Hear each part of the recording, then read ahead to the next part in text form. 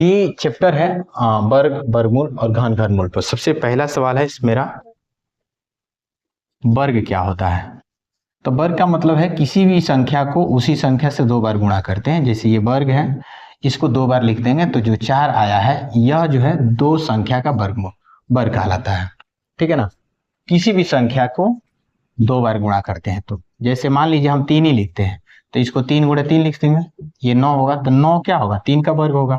इसी तरह से अगर 4 हम लिखते हैं तो 4 गुणे क्या होगा, 4, 4 चौका 16, 16 क्या हो जाएगा, 4 का वर्ग हो जाएगा।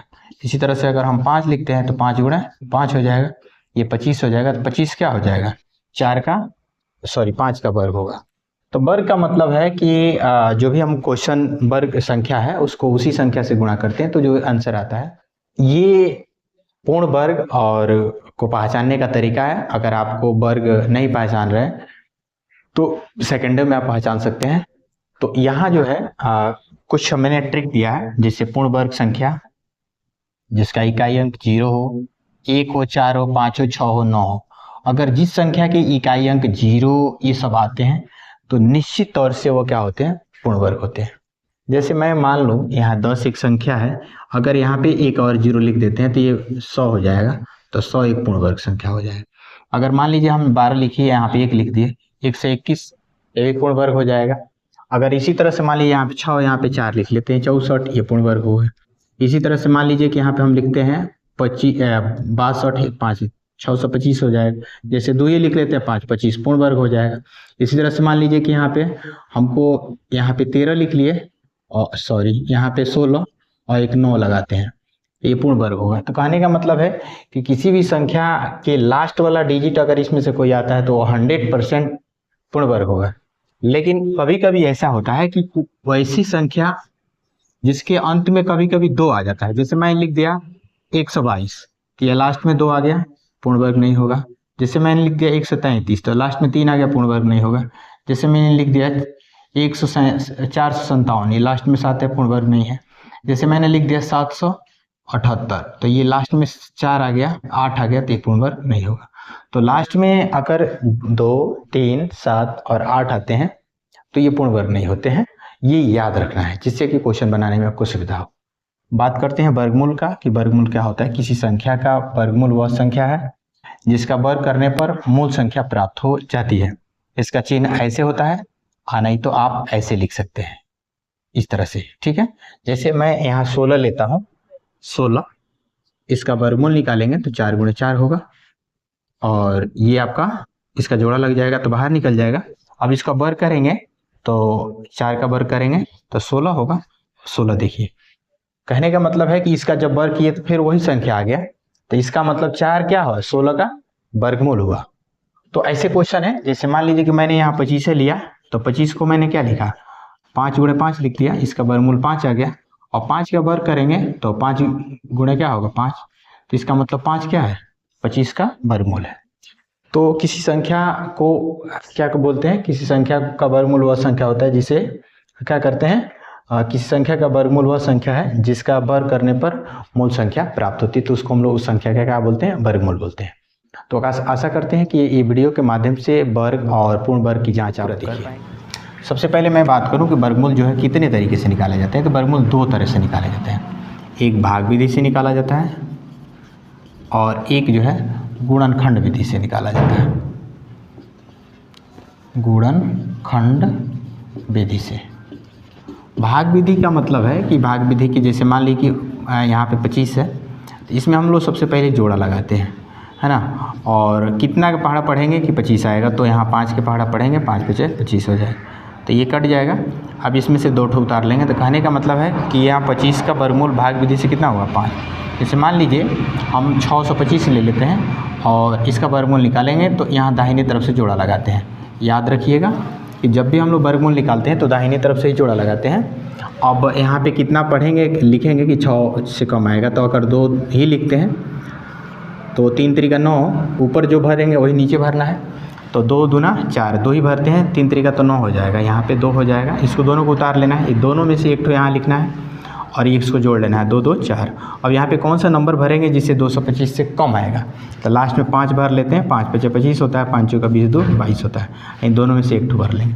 तो कहने का मतलब यहाँ कट जाएगा, तो यहाँ हो जाएगा 625 का वर्गमूल कितना हो जाएगा 25। तो इस तरह से भाग विधि से ऐसे निकालते हैं।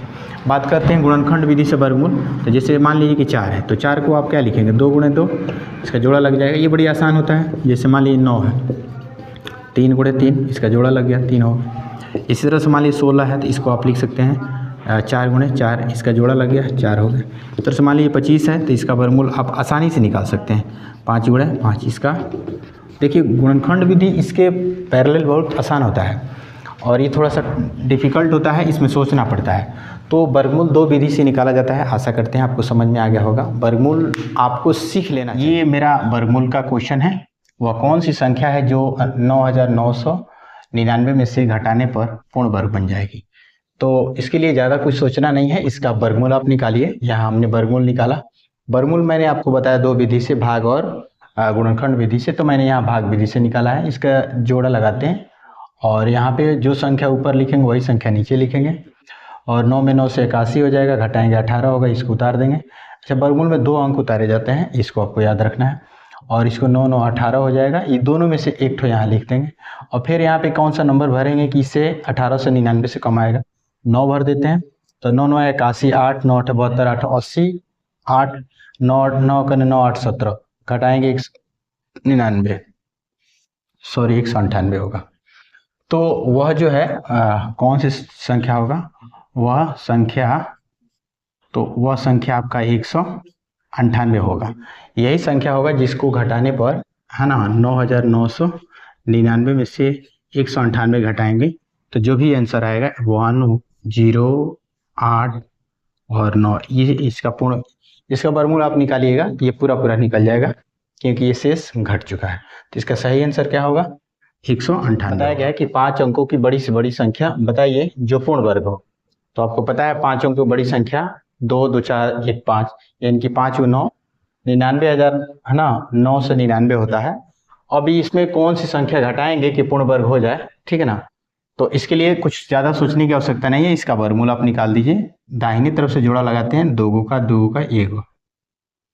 यहाँ पे जो नंबर ऊपर भरेंगे वही नंबर नीचे, 3 3 का 9 होगा, कट जाएगा। ये 2 अंक उतारते हैं वर्गमूल में, इसको जोड़ देंगे, 3 3 6, और इसमें से एक ठो यहाँ रख देंगे। अब ये 99 है, ये 61 है ना, 6 है, 1 भरेंगे, नीचे भी 1 भरेंगे, 1 गुणा करेंगे 61 होगा, घटाएंगे 8 होगा, ये 3 होगा। ये दोनों अंक उतार देंगे। अब इसको फिर जोड़ेंगे, 1 1 2 हो जाएगा, 6। अब यहाँ पे कौन सा नंबर भरेंगे जिसको गुणा करने पर 1899 से कम आएगा, तो 6 भरेंगे।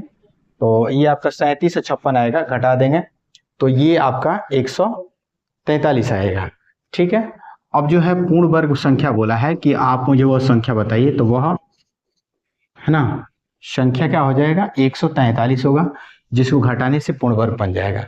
तो इसको 143 एक आंसर ही होगा। वो पूछा है कि आप बताइए कि कौन सी संख्या है, तो 143 होगा, और इसमें से घटा दीजिए 9 9 2 2 4 1 5, है ना, इसमें से घटा देंगे 143, तो ये 6 5 8, ये पूर्ण वर्ग संख्या हो जाएगा। तो यहाँ क्वेश्चन है, ये देखिए 180 है, इसका वर्गमूल, फिर इसके अंदर एक वर्गमूल 246 और 100 है। ये इसका मान पूछा है, तो इसके लिए हम सॉल्व करते हैं। इसका आंसर आपको सेकेंडों में देंगे।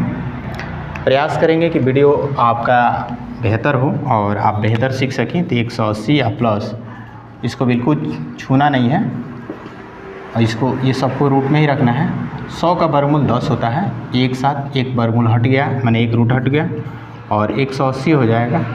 अब इसको आप जोड़ेंगे तो ये हो जाएगा 256 हो जाएगा, ठीक है, 256। अब 180 256 आपको पता है कि 16 का होता है, इसको जोड़ेंगे तो 196 हो जाएगा। 196 आपको पता है 14 का होता है। तो आपने देखा कि मैंने इस क्वेश्चन को सेकंडों में बनाने का प्रयास किया।